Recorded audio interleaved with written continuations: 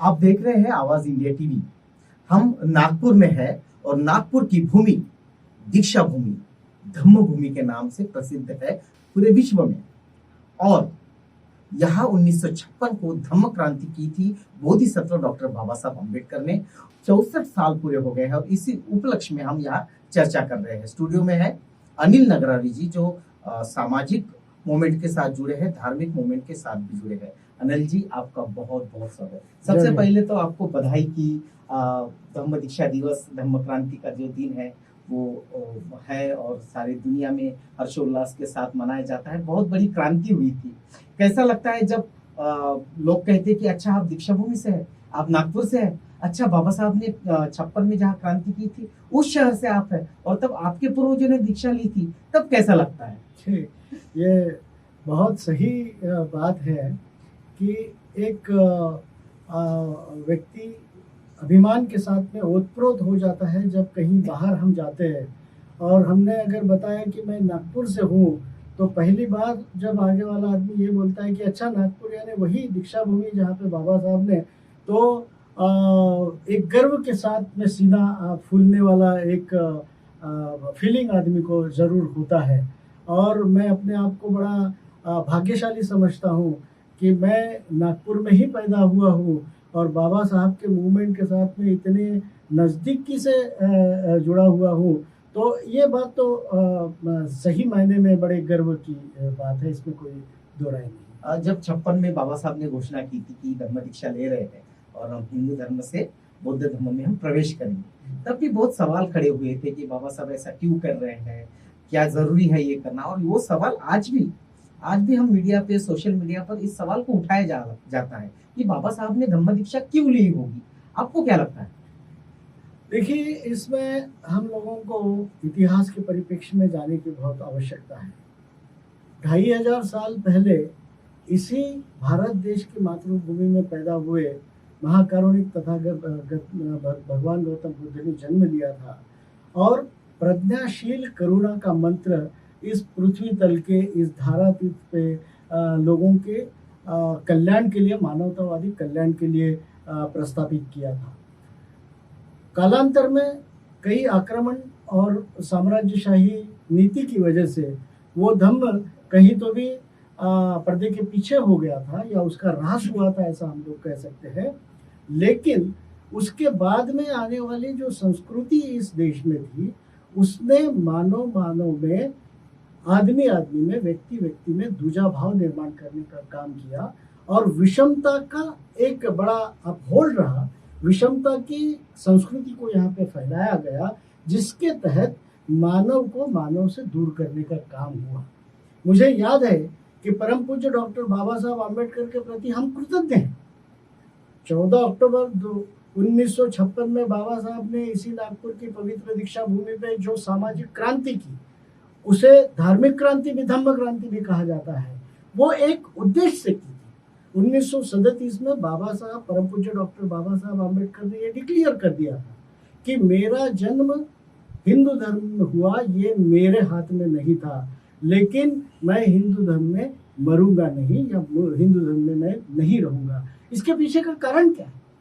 बाबा साहब ने अपने जन्म से लेके अपने युवा आयु तक जिस तरीके की सामाजिक विषमता को देखा था, एक्सपीरियंस किया था, खुद सहा था, उसके ऊपर में उन्होंने जो बंडखोरी की एक धर्म के प्रति और अपने जीवन के बहुत ही मूल्यवान वर्षों को इस पृथ्वी तल में जो भी मुख्य धर्म उपलब्ध है उसकी पूरी पढ़ाई करने के बाद में किसी निर्णय पे वो पहुंचे। और तब उनको ये लगा कि इस देश में, भारत देश में, अगर मानव को मानवता की सम्मान और समानता की कोई धम्म ऐसा है जो उनको ये क्या बोल सकते हैं कि ट्रीटमेंट दे सकता है, ऐसा एक ही धर्म है और वो है बुद्ध धर्म। इसलिए परम पूज्य डॉक्टर बाबा साहब अम्बेडकर जी ने करीब 25 से 30 साल अभ्यास करके, उसका विचार करके, चिंतन मनन करके इस निर्णय पे वो पहुंचे हैं। तो हम तो उनके अनुयायी बोल के अपने आप को गौरवान्वित समझते ही है, लेकिन हम बाबा साहब के प्रति अपनी कृतज्ञता भी व्यक्त करते हैं।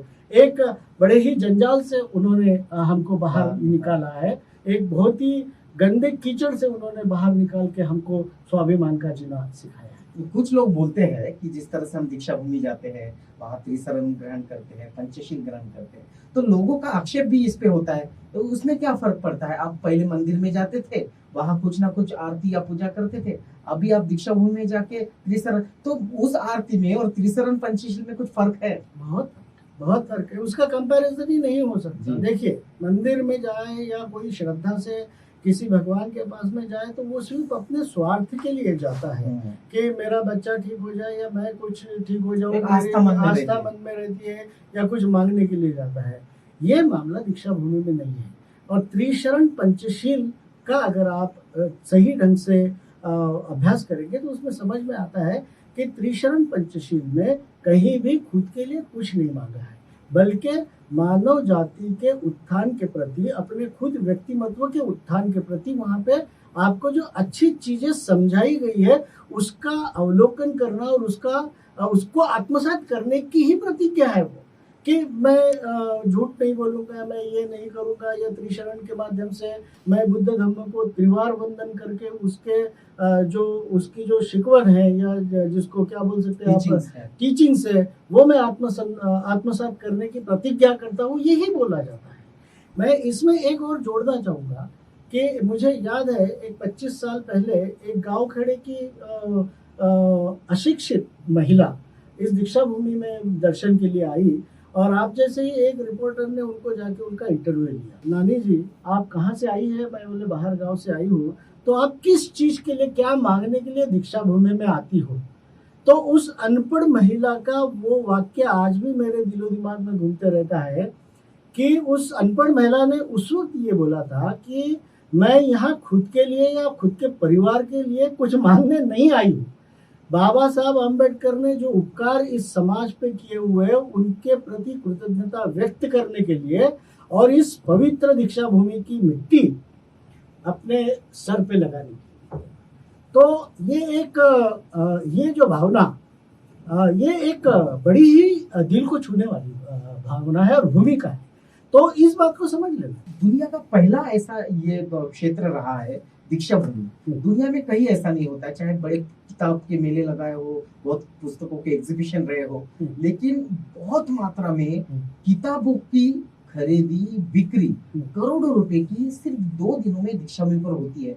सही मायने में देखा जाए तो सारे दुनिया के रिकॉर्ड दीक्षा भूमि तोड़ देती है, लेकिन आज तक कभी भी किसी रिकॉर्ड ने या वर्ल्ड रिकॉर्ड ने उसका जो है उसका संज्ञान नहीं लिया, क्योंकि दुनिया भर से लोग आते हैं, देश भर से लोग आते हैं। वहाँ बुद्ध धम्म संघ से जुड़ी हुई सामाजिक, राजकीय, साइंस की किताबें खरीद कर ले जाते हैं। बहुत बड़ा मेला होता है। इस पर आप क्या कहेंगे? देखिए, मेरा मानना तो ये है, शायद हो सकता है कि मैं इस धम्म का अनुयायी हूँ या बाबा साहब का बहुत स्टॉन्च फॉलोअर हूँ, इसलिए हो सकता है।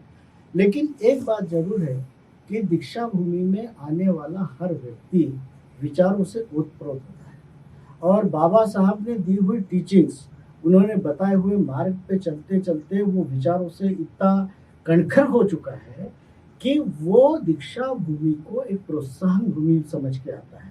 वो दीक्षा भूमि से विचार लेके जाने की बात करता है।